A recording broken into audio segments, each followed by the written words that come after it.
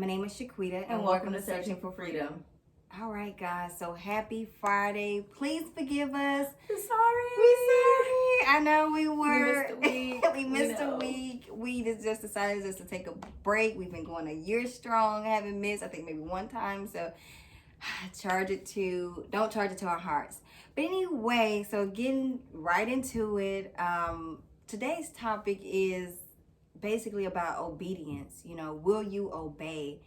I was watching a insert by Michael Todd, and he was basically just talking about how if you got the opportunity that you wanted and God said no, would you obey? And that really just resonated with me, because I'm like, if I've been waiting on that job, or if I've been waiting on that home, or if I've been waiting on that spouse. And it just happens to line up. And it just so happened to line up. But you know better. Right. And God is like, no. What? No what? No, don't it's wait. Like throwing a whole fit. Like, what do you mean no? Like, this has to be you, right? Because, I mean, why else would it happen? I'm praying for this, right? Like, it's like, but don't make sense. It's like, but I want it. Throw it back. Oh, man, So yeah, I was like, we should really do that topic. So shout out to Michael Todd. We're not taking from you. We just elaborating, okay? But yeah, like if there was opportunity, like even if like, what if it's financial, right? And God is like, no. That's so hard. And I want to say that every single time that happens, I would, of course, choose God because that's what I want. Mm-hmm. But being honest, like, it's something that you have to be in the moment. You have to have faith in that moment to know how you're going to handle that situation. I know in the past I've been able to, and it was financial. Mm-hmm. I remember I was out of a job for 6 months. I got laid off, and I've mentioned this on the channel before. I got laid off, and God provided during that entire time. Mm-hmm. But I was applying to jobs, and I finally got 2 interviews, and I was going to lean with the other one because the job that I felt that maybe I was supposed to be going towards, it was just a temporary position. It wasn't long term or anything Mm-hmm. like that. And I was like, I need something more concrete. Like, I have kids. Like, I can't be out here just playing. But God had me and was telling me that that's where I needed to be at. And in trusting in that, it turned into not only a permanent position, Mm-hmm. but it led to something way better. And then even in there, again, when Mm-hmm. I wanted to be promoted to something, and even management wanted me to be in that position, it didn't align with the work-life balance that God has been placing on my heart to create that time for my children and be intentional about them. So I had to wait 2 years before that opportunity for him to even tell me that it was okay for that development and for that promotion. Mm-hmm. So it's something that I've done in the past, but it's been very difficult. I'm not gonna lie and say that it was easy. Like, but God, I want the increase. I want the increase. But it's not always easy. Like, it's not. It's not always easy. Like, I know for me, I could say, like a spouse. I remember, like God, he be on it.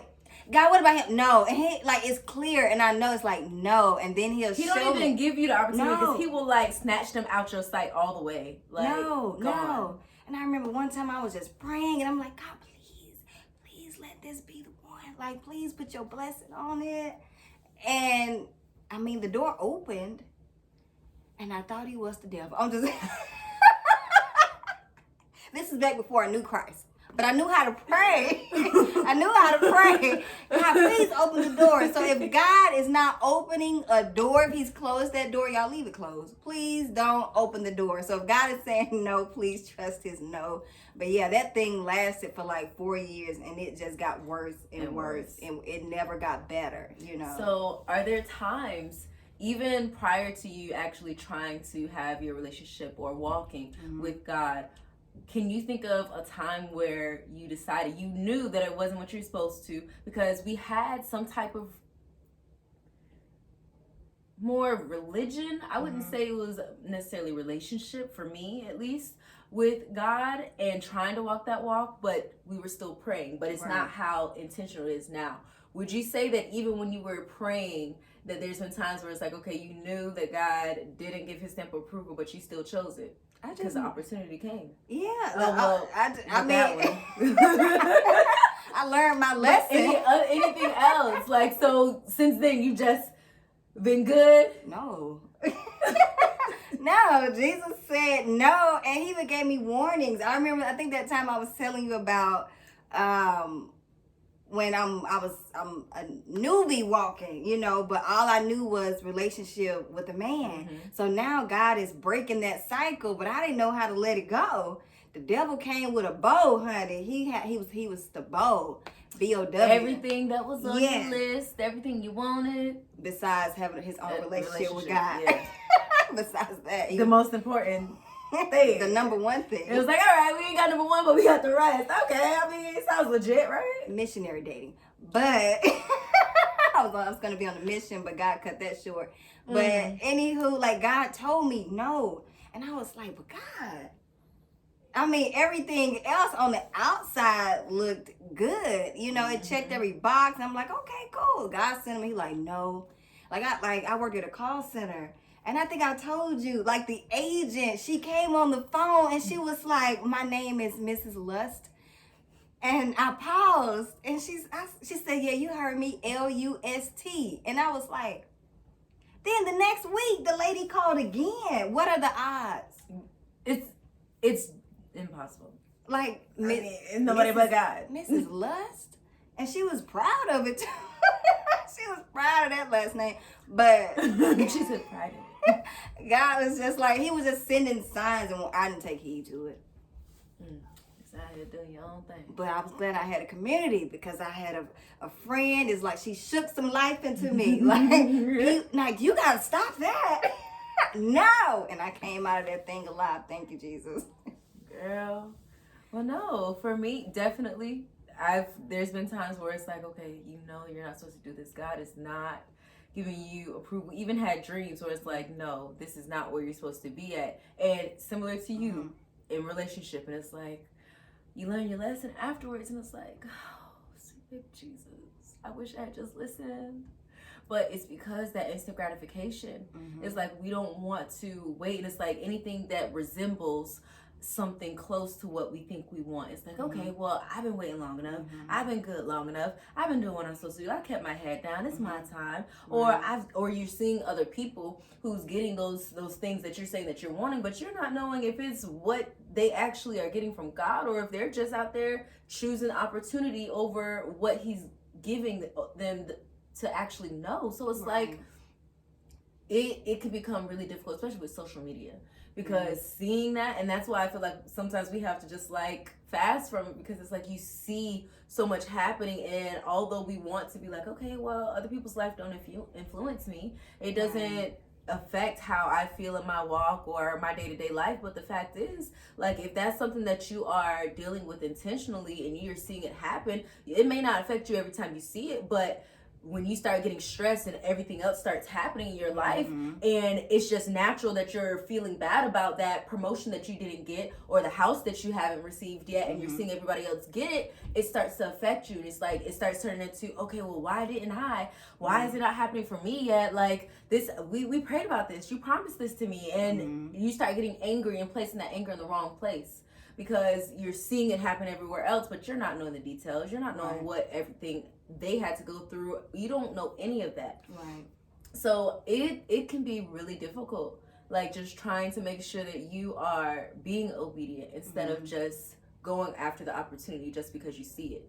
Because there could be, for example, with this house hunting process, it's like, okay, we know what we want. We know what God has promised us. And to get a house that may check off half of everything that's on our list, because it's like, okay, well, this may just be the best, or a house that has everything but it's not in the area that we know that God is going to allow us to be in, just to say that, okay, well, I've done it, I'm a homeowner now. Like, what are you missing out on by saying, okay, well, I'm gonna just settle for this because I don't think that God can do better, because the opportunity presented itself. Right. Yeah.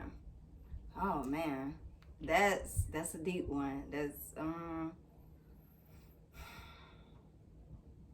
And God definitely have to work in your heart. You have to let God come in and just work in your heart. Because being obedient is important. Like, I think about the Israelites, when they was in the desert, like they wandered for like 40 years. It was like a 3-week journey, and they wandered for 40 years because they wouldn't be obedient, because they complained where God was taking them, so I definitely know what it's like to be outside of God's grace.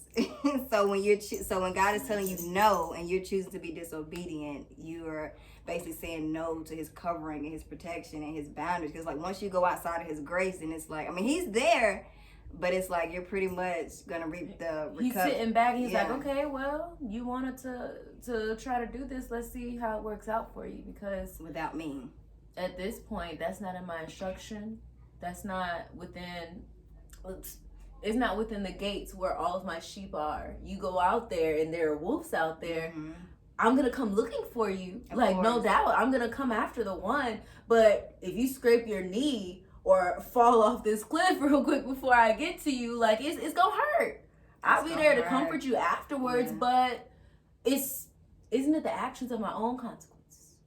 Consequences of my own actions. Consequences of my own actions, man. So opportunity or obedience, right? Even if, like you said, if you see somebody else getting what God has promised you, right? And then being able to still trust God through it, being able to trust him through the process and understand that he won't leave you or forsake you. And he's a good father, so he knows how to give good gifts, and he knows when his children is ready for it. And when he says yes, I've experienced God when he said yes, and the doors just open. And it's like, how is this happening? Like, naturally, there's no way like this could have been like lined up so perfectly. And everything happens fast. Like, it's not delayed. It's just like boom, boom, boom. And it's like everything happened is outlined as it should. So I've experienced his no, and I was disobedient, and it hurted real bad. And I had to come back and say, God, I'm sorry. You were right. Take me back. I don't want to see for myself no more. And I've also experienced listening to him and being obedient and just waiting on him.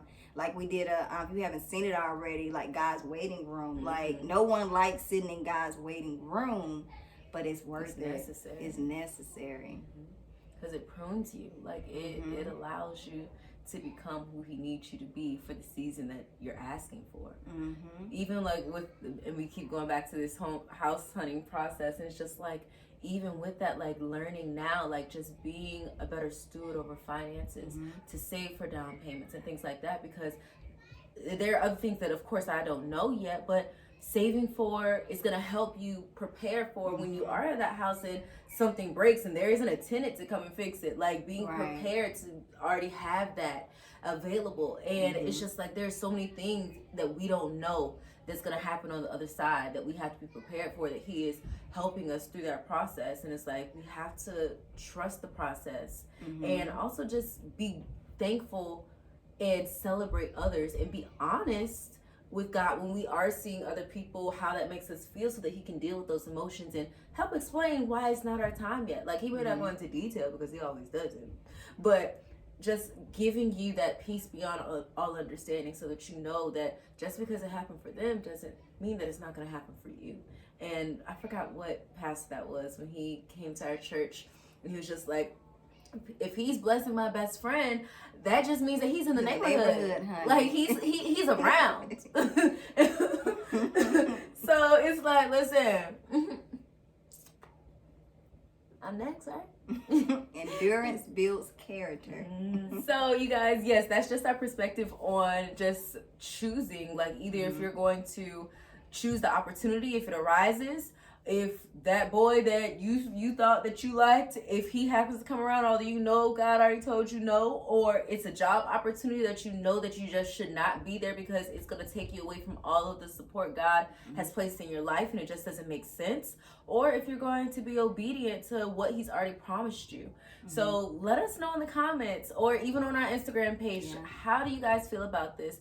If you have had situations where it's just like, okay, well, I'm just gonna see for myself, or if you're gonna be obedient, like it's really difficult sometimes. So let us know what you think. Thanks for watching. See you next time. Hey guys,